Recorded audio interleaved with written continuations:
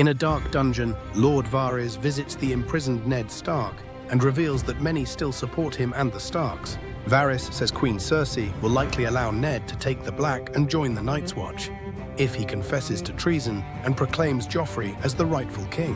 Varys urges Ned to consider his daughters' lives, and Ned agrees to consider the proposal. The shot transitions to Winterfell, where Robb Stark and Catelyn are planning for war and discussing a crucial alliance with Lord Walder Frey to secure passage at the Twins. Meanwhile, Catelyn travels to the Twins to negotiate with Walder Frey, who criticizes the Starks for past slights and disrespect shown to him. Robb presents Jon Snow, who is departing for the Wall, with a new Valyrian steel sword, Longclaw featuring a wolf emblem. Jon reaffirms his commitment to his Night's Watch vows. Frey grants Robb Stark safe passage over the Twins with conditions.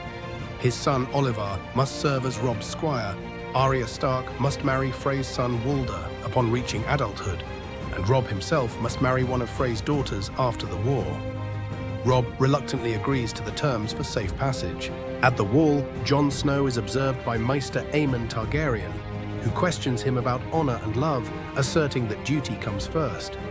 Aemon reveals his Targaryen heritage and warns Jon that the Lords of the South will test the Stark code. Across the sea, Daenerys Targaryen and Drogo oversee preparations for a funeral pyre.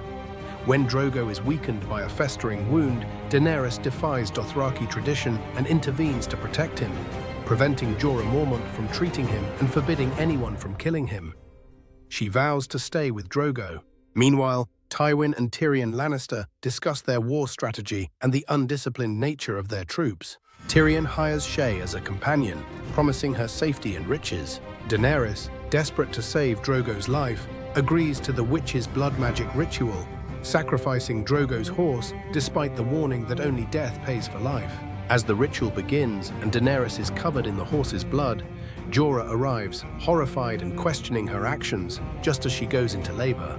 Daenerys collapses in pain, and Jorah fights off Dothraki, struggling to get help for her as the blood magic continues. Meanwhile, across the sea, Tyrion is playing a dangerous game of truth with Bronn and Shae. The game turns personal as Bronn and Tyrion reveal painful truths about each other's past.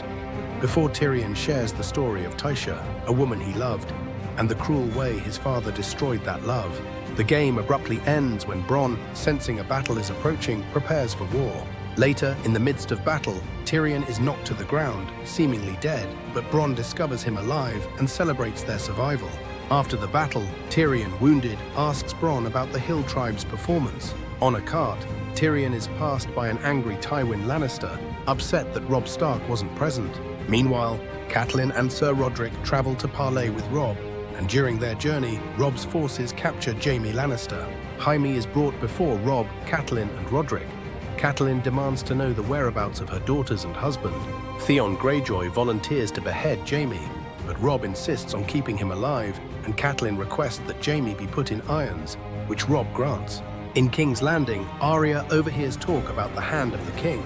She follows the crowd to the Sept of Baelor and witnesses Ned confessing to treason and declaring Joffrey the true heir. Joffrey initially promises to spare Ned and send him to the Wall. However, he defies expectations and orders Ned's execution. Sandor Clegane prevents Arya from watching the beheading, and she flees in shock.